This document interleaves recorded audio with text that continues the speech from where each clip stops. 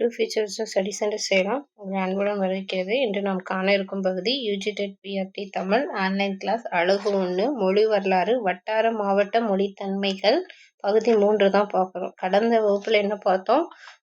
பகுதி 2ல் மேற்கு மொழி, அதாவது 4 வகையான கிளை மொழிகளை பற்றி பார்த்தோம்.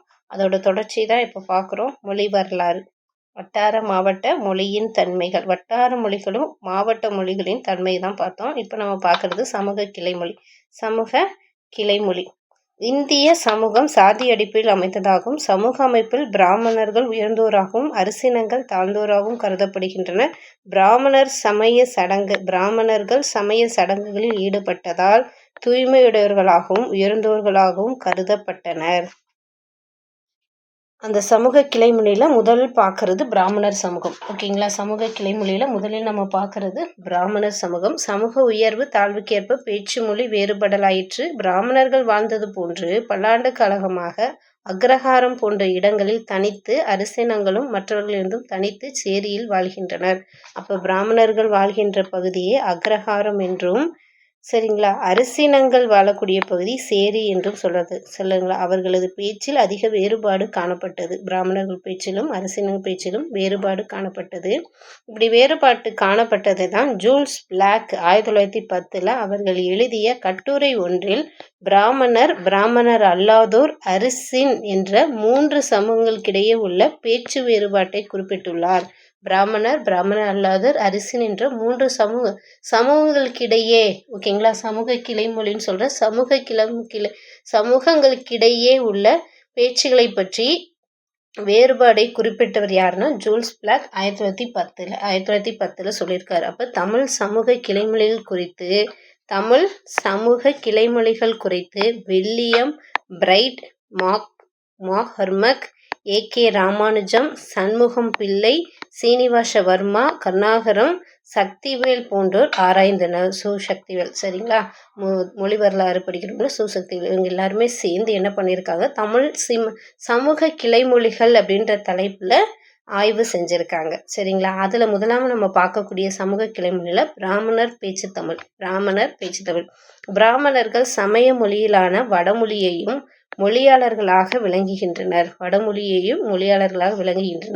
கோயில்களில் நேரடியாக பெருப்பங்கு வகித்ததால் சமூகத்தில் உயர்ந்தவராக கருதப்பட்டனர். இவர்களது பேச்சு தமிழ் மற்றவர்களது பேச்சு தமிழிலிருந்தும் வேறுபடுது. பிராமணர்களுடைய பேச்சு தமிழ் மற்றவர்களுடைய பேச்சு தமிழிலிருந்து வேறுபடுது. பிராமணர் என்ற ஒரு சமூகத்தை குறிப்பிடணும்.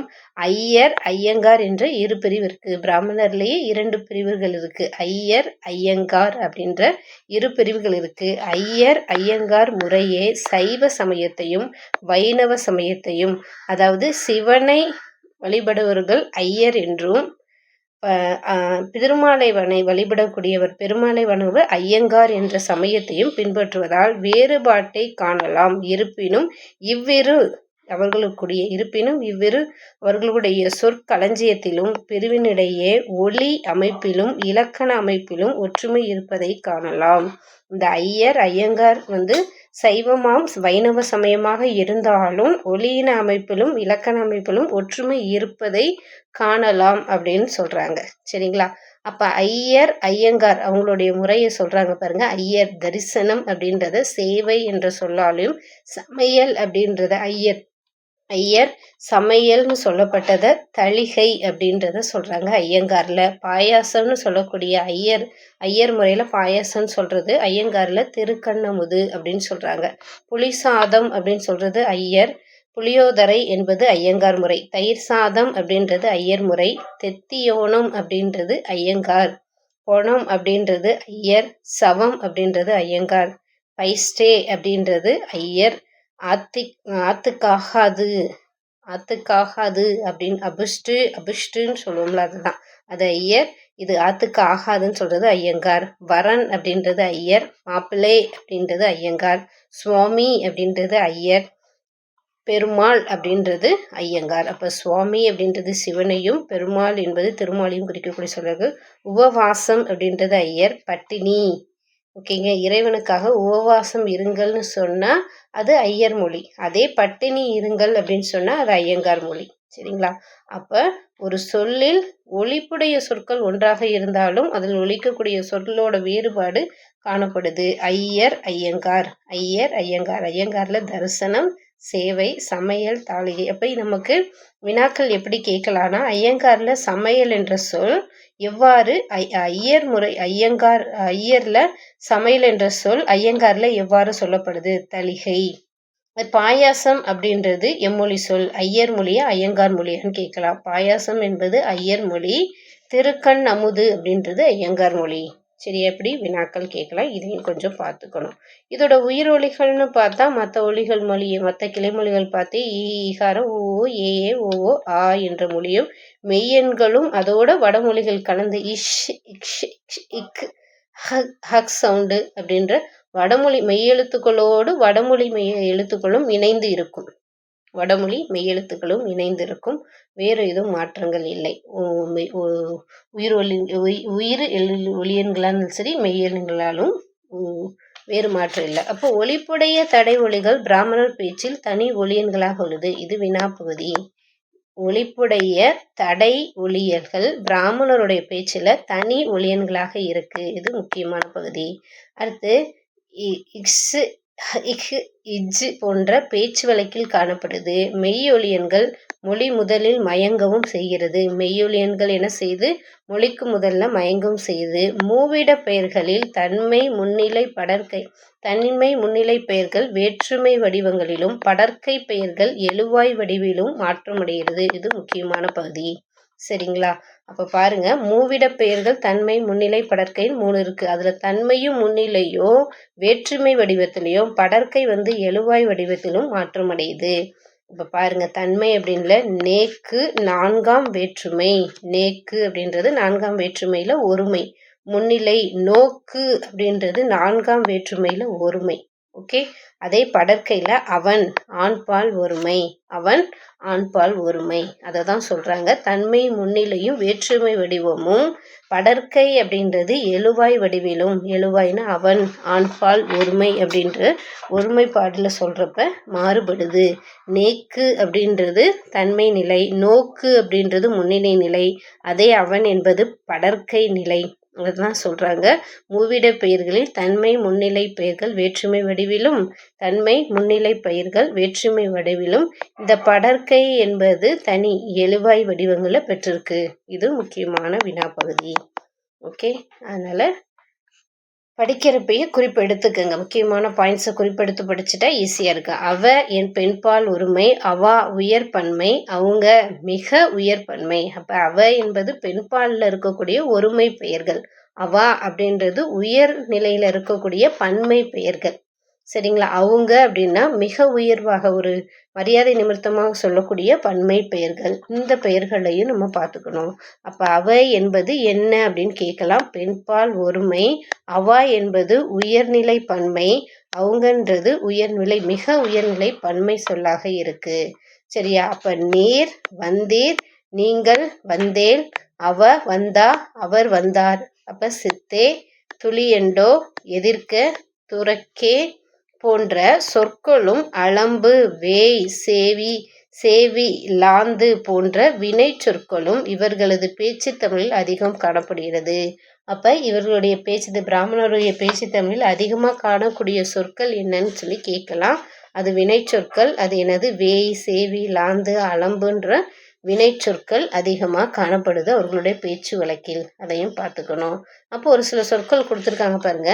ஆம்படையான் அப்படின்னா கணவன். ஆத்துக்காரி என்றால் மனைவி. அம்மாஞ்சி அப்படின்னா அத்தை மகன். அம்மாஞ்சி அப்படின்னா அத்தை மகன். தோப்பனார்னா அப்பா. மாட்டுப்பெண்ணா மருமகள். ஓரகத்தினா கணவனுடைய சகோதரனின் மனைவி. சட்டக்கர் அப்படின்னா மனைவியுடைய சகோதரியின் கணவன். ஓகே.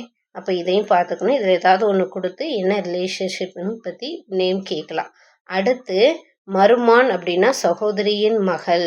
அத்திம்பர் அப்படின்னா அக்கா அத்தையின் கணவன். சூத்திரன்னா ஆழ்ந்த ஜாதிக்காரன். கொண்டுகள் அப்படின்னா பெண்கள். சேவைனா இடியாப்பம். ஜக்கே அப்படின்னா தங்கியுள்ள இடம். ஓகே, இதில் ஏதாவது கொடுத்து வினாக்கள் கேட்கலாம். அடுத்து பார்க்கறது அரிசின பேச்சு. அடுத்து நம்ம பார்க்கறது அரிசின பேச்சு. இந்த சமய அடிப்படை கோட்பாட்டின்படி அரிசினம் மிகவும் தாழ்ந்த நிலையில் உள்ளவரை தனியாக வாழ்தல், அதாவது சேரி அப்படின்னு சொல்லக்கூடிய சமுதாய நோக்கு முதலியவற்றின் காரணமாக பல்லாண்டு காலமாக அவர்கள் தனித்தே வாழ்கின்றனர். நாடு விடுதலை அடைந்த பின் அவர்களது கல்வி, சமூக, பொருளாதார துறையில் ஓரளவு முன்னேற்றம் காணப்படுகின்றது. எனினும் அவர்களுடைய பேச்சு தமிழ் மற்றவர்களின் பேச்சு தமிழிலிருந்தும் வேறுபட்டு காணப்படுகிறது. சரி, எனினும் அவர்களுடைய பேச்சு தமிழ் மற்றவர்களின் பேச்சு தமிழிலிருந்து வேறுபட்டு காணப்படுகிறது. இந்த அரிசின தமிழர்களுடைய பேச்சு தமிழ் வேறுபட்டு காணப்படுகிறது. ஒளியன் எல்லாத்துக்கும் இருக்கிற மாதிரி ஒரே ஒளியன்களும் மெய்யெண்களும் அதே மெய்யெண்களும் பெற்று தான் வருது. அரிசின பேச்சு தமிழில் ஐகார ஔகாரங்கள் ஐ ஔ என்றே உச்சரிக்கப்படுகிறது. இது வினா பகுதி. அரிசின பேச்சு தமிழில் ஐகாரம் அவ்வாறும் எவ்வாறு ஒலிக்கப்படுகிறது? ஐ ஔ என்றே உச்சரிக்கப்படுகிறது. ரகரத்துடன் இணைந்துவிட்டது.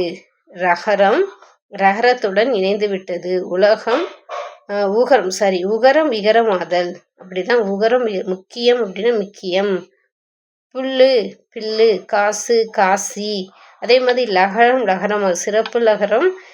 சிறப்பு லகரம் வல்லின லகரம் நடுலகரமாக மாறுதல். குமிழ் சிம்லு, சிமிழ்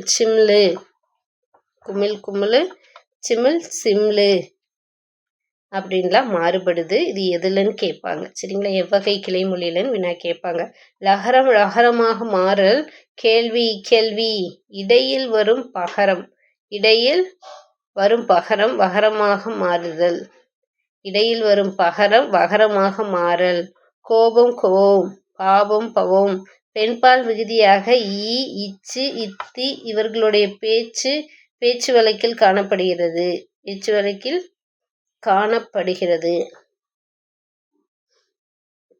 அன்னி எடச்சி வண்ணாத்தி.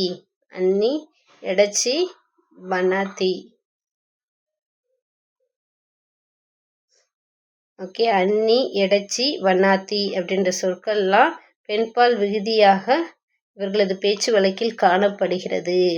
அடுத்து பதிலீடு பெயர்கள். அது என்ன பதிலீடு பெயர்கள் அப்படின்னா, நானு அவனே வோ, நாங்கே அவளேவோ, நீனு அதுவோ, நீங்க அவங்க, அவனே அவரு, அவே அது அப்படின்ற ஒரு பதிலீடு பெயர்களும் இதில் சொல்லப்பட்டிருக்கு.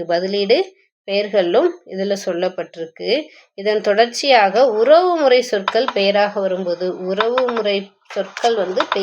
வரும்போது என்ன மாற்றம் அடைகிறது அப்படின்றத பார்க்கலாம்.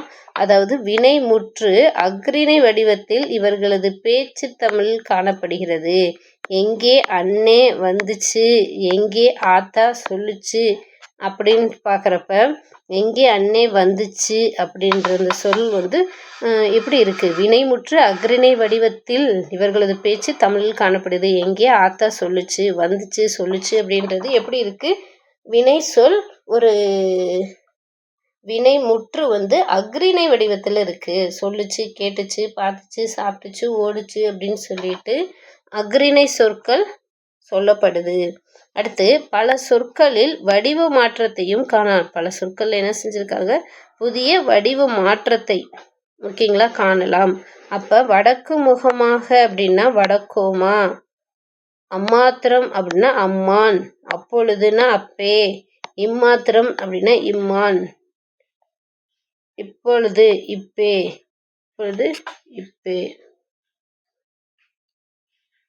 அப்போ வினைமுற்று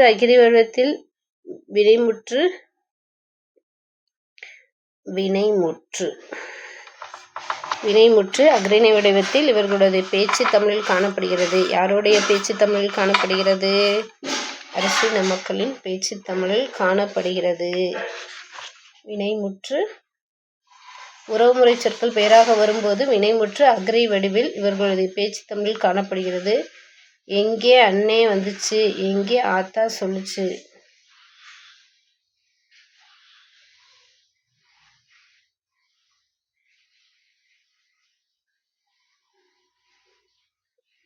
சரியா? பாருங்க, ஒரு நிமிஷம். அடுத்து எல்லாத்துக்குமே டேபிள் கிளாவில் இருக்கிற எல்லா விஷயத்தையும் தெரிஞ்சுக்கணும். ஊத்தா ஊத்தா அப்படின்னா மீன் பிடிக்கும் கூடை. அடுத்து எந்திரம் திரிகை, ஏனே தூளி, உந்து உட்காரு, கெடாசு கெடாசு அப்படின்னா கெடாசுனா ஏரி, கடவானினா அச்சாணி. ஓகே, கடவானினா அச்சாணி. அப்போ எந்திரம் அப்படின்னா திரிகை, ஏனேனா துளி, குந்து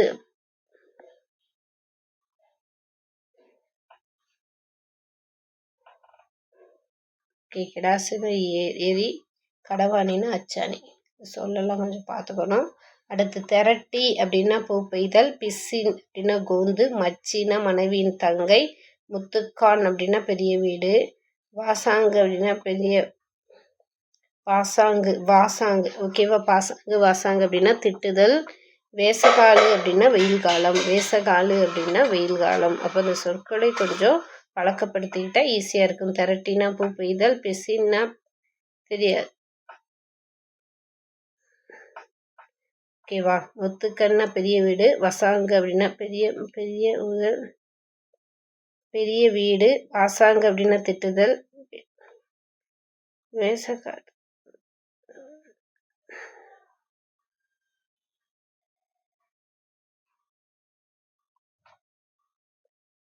இதில் இருக்க ஒவ்வொரு சொற்களையும் பார்த்துக்கணும். சரிங்களா? இப்போ இதோட தொடர்ச்சி பாருங்க. இஞ்சி அப்படின்ற சொல். ஓகேங்களா? இந்த இஞ்சி கஞ்சன் அப்படின்ற சொல்ல எங்கன்னா நாட்டுக்கோட்டை செட்டியார் பேச்சில் வழங்கும் ஒரு சொற்கள். இந்த இஞ்சி அஞ்சலா இல்லை, ஏதோ தவறு நடந்திருக்கு. இஞ்சி அஞ்சல் கிடையாது. இஞ்சி அப்படின்றது கஞ்சன். ஓகே,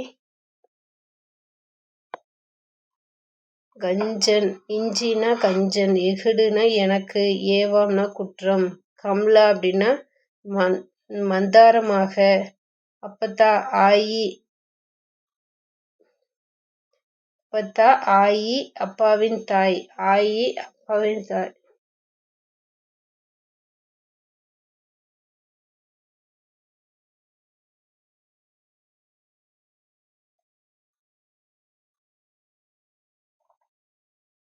ஓகே, இஞ்சி அப்படின்றது கஞ்சன், எகடுன்றது எனக்கு, ஏவம்னா குற்றம், கமலாம்னா மந்தாரமாக, அப்பத்தானா ஆயி அப்பாவின் தாய், ஈரட்டு அப்படின்னா ஐயம், பம்மு அப்படின்னா மறைத்து பேசுவது, போகனி அப்படின்னா குவளை, அட்டி என்றால் தடை, ஆசாமிக்காரனா பற்று வர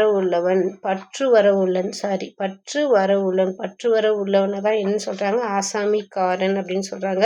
உண்டியல் சீதன பழத்திற்கு எழுதி கொடுப்பது, ஓலை சீட்டு இறப்பு தெரிவிக்கும் கடிதம், கடவுனா சந்திப்பு, கரப்படி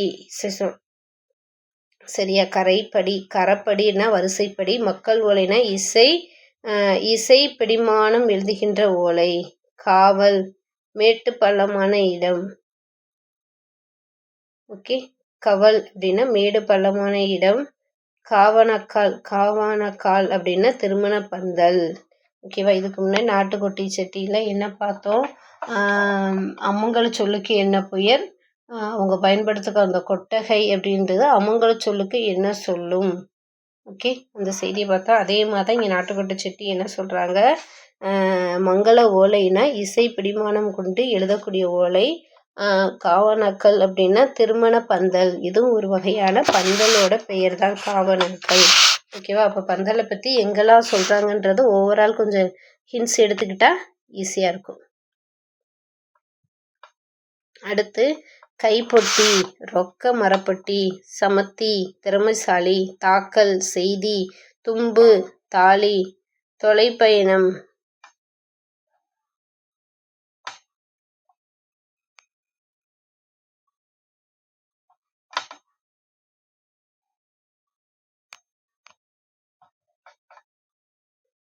தாக்கல், செய்தி, தும்பு, தாலி, தொலைப்பயணம், கப்பல் பயணம், படைப்பு, முன்னோர் வழிபாடு, பந்தல் அப்படின்னா இறப்பு வீட்டில் போடப்படுவது, பல்லையம் அப்படின்னா படைப்பு பெற்ற உணவு, பள்ளியறை அப்படின்னா ஈமு படுக்கை, பாரினா மனைவி, பாரி என்றால் மனைவி. அப்போ இதிலிருந்து வினாக்கள் கேட்கலாம். எப்படி கேட்பாங்க? தும்பு என்ற சொல்லு என்ன பொருளில் இருக்குது? தொலைப்பயணம்ன்றது என்ன பொருள்? பந்தல் அப்படின்றது என்ன பொருள்? பல்லையம் அப்படின்றது என்ன பொருள்? பாரி அப்படின்றது மனைவி. அப்போ இந்த ஒவ்வொரு சொற்களையும் தெளிவாக பார்த்துக்கிட்டு இருந்தால் இதிலிருந்து வினாக்கள் வர வாய்ப்பு. புள்ளி அப்படின்னா தனி குடும்பம், புன்னை விடுதல்னா கவி காரம் செய்து கொடுத்தல், மஞ்சள் விடுதல்னா கவி காரம் செய்து கொடுத்தல், பூ வளர்த்தல் அப்படின்னா கொல்லி வைத்தல், பெருமைச்சோறுனா விசேட உணவு, வழக்கரியா அப்படின்னா மலடி, மக்கிய நாள் அப்படின்னா மறுநாள், வலதர் அப்படின்னா சமந்தர், வளவு அப்படின்னா வீடு. சரிங்களா? இதெல்லாம் அங்கே இருக்கக்கூடிய ஏரியா சொற்கள். அப்போ தொழில் பேச்சு வழக்கு என்னன்னு சொல்கிறாங்க? செய்கின்ற தொழிலால் பேச்சு வழக்கு மாறுவது உண்டு. உதாரணமாக மீனவர் என்ன செய்கிறாங்க? மீனவர் பேச்சு மொழி மற்ற பேச்சு மொழியிலிருந்து மாறுவதை பார்க்க முடியும். மீனவர்களுடைய மொழி எப்பயுமே மாறுபட்டு இருக்கும். தொழில் பேச்சு வழக்கு சொற்கள் நிலையில்தான் வேறுபடும். தொழில் பேச்சு வழக்கு சொற்களில் மட்டும்தான் நிலையில் மட்டும்தான் வேறுபாடு இருக்குது. ஒலியணியல் என்ன சொல்கிறாங்க? ஒலியணியல் நிலையில் அந்தந்த வட்டார கிடைமொழியுடன் பெரும்பாலும் ஒத்து செல்லும். ஒலியணியல் என்ன செய்யும்? அந்தந்த வட்டார நிலையோடு ஒத்து தான் செல்லுது அப்படின்ற நிலைப்பாடை சொல்கிறாங்க. சொல்லியல் அப்படின்னா மீனவர் பேச்சு தமிழை பற்றி டாக்டர் முத்து சண்முக பிள்ளை மீனவர் பேச்சு தமிழை பற்றி டாக்டர் முத்து சண்முக பிள்ளை, டாக்டர் சுசீந்திர ராஜா, டாக்டர் கோ சீனிவாச வர்மா, டாக்டர் வே சிதம்பரநாத பிள்ளை, திருமதி ராஜகுமாரி வர்மா ஆகியோர் ஆராய்ந்துள்ளனர். ஓகேங்களா? இத்தனை பேர் மீனவர் பேச்சு தமிழை முத்து சண்முகம், சுசீந்திரராஜா, கே சீனிவாச வர்மா, சிதம்பரநாத பிள்ளை, ராசகுமாரி வர்மா ஆகியோர் மீனவர் பேச்சு தமிழை ஆராய்ச்சி செஞ்சுருக்காங்க. அதில் ஆராய்ச்சி செஞ்சவர்களில் இந்த மீனவர் தமிழில் ஆண்களின் பேச்சுக்கும் பெண்களின் பேச்சுக்கும் சிறிது வேறுபாடும் உண்டு. ஆடவர்கள் பிடித்து வந்த மீன்களை பெண்கள் எடுத்து சென்று விற்பதால் பெண்கள் மற்ற பெண்களுடன் கலந்துரையாட வேண்டியுள்ளது. அப்போ இவர்களுள் திருமதி ராஜகுமாரி வர்மா ஆராய்ச்சி செஞ்சவங்கன்னு சொல்லி பார்த்தோம்ல. அதாவது முத்து சண்முக பிள்ளை, சுசீந்திர ராஜா, சீனிவாச வர்மா, சிதம்பரநாத பிள்ளை, ராசகுமாரி வர்மா இவங்கெல்லாம் இருக்காங்கள்ல. இவங்களோட இருக்கக்கூடிய இந்த ராசகுமாரி வர்மா அப்படின்றவங்க என்ன பண்ணியிருக்காங்கன்னா டாக்டர் பட்டம், முனைவர் பட்டம் பண்ணியிருக்காங்க. ஓகேங்களா? தமிழை, அதாவது மீனவர் தமிழை டாக்டர் பட்ட ஆய்வுக்கு ஆய்ந்துள்ளார் என்பது குறிப்பிடத்தக்க ஒரு செய்தி. அப்போ மீனவர் தமிழில் சங்க இலக்கியத்தில் காண முடியாத நூற்றுக்கணக்கான சொற்களை காணலாம். மீனவர் தமிழில் என்ன செய்ய? சங்க இலக்கியத்தில் காணாத செய்தியை கூட இந்த மீனவர் தமிழ் செய்தியில் காண முடியுது அப்படின்றத சொல்கிறாங்க. அப்போ மீனவர் தமிழில் நீரை குறிக்க பல சொற்கள் பயன்படுத்துகிறாங்க. மீனவர் தமிழில் நீரை குறிக்க பல சொற்கள். அது என்னென்ன சொற்கள்னா ஏரினி, வந்தோம், கலக்கு, தெளவு, பனிச்சல், மிதவாது, கரப்பு, சோனி, வெள்ளோம், தென்னி வெள்ளோம், மேமுரி, கிராச்சி தண்ணி, உப்பு தண்ணி, நல்ல தண்ணி, வாக்கியா முதலான சொற்கள் நீரை குறிக்க பயன்படுத்தும் மீனவர் சொற்கள். மீனவர்கள் நீருக்காக எத்தனை சொற்களை பயன்படுத்துகிறார்கள்னு பாருங்க. மீனவர் தமிழில் காற்றை குறிக்கவும் பல சொற்கள் பயன்படுத்துகிறாங்க. ஏன்னா கொண்டல் அப்படின்னா கீழ்திசை காட்டு, நேர்கொண்டல், சோழ கொண்டல், வாடை கொண்டல், கச்சான் அப்படின்ற சொற்களை பயன்படுத்தியிருக்காங்க காற்றை குறிக்கக்கூடிய சொற்கள். அதன் தொடர்ச்சியாக கோடை மேல் திசை காட்டு, குன்னுவாடை, வடமேலு, கச்சான் கோடை, நேர்குடை, வடகோடை, சல்வா, முல்லை சல்வா, வடதிசை காட்டு, வடகாடை கோடை, சோழகன் தென்றல். இந்த சொல்லலாம் முக்கியமான காற்றை குறிக்கக்கூடிய சொற்கள். காற்றுக்கு எத்தனை பெயர்கள் பயன்படுத்துகிறாங்க மீனவர் தொழில்னு முக்கியமாக சொல்கிறாங்க. இதன் தொடர்ச்சியாக மீனவர் தமிழில் தோணியை குறிக்கக்கூடிய, அதாவது அவங்களோடு தொடர்புடைய சொற்கள், அதாவது நீர், அதற்கடுத்து காற்றின் திசை அறிந்து தான் அவங்களோட பயணமே தொடங்கும். சரிங்களா? அப்போ அவங்களோட தொடர்புடைய அதிக சொற்களான நீருக்கு நிறைய பெயர்கள் இருக்குது. ஒரு சொல் பல பெயர் மாதிரி நிறைய பெயர்களே அவங்க பயன்படுத்துகிறாங்க. அதே மாதிரி காற்றுக்கும் நிறைய சொற்கள் பயன்படுத்துகிறாங்க.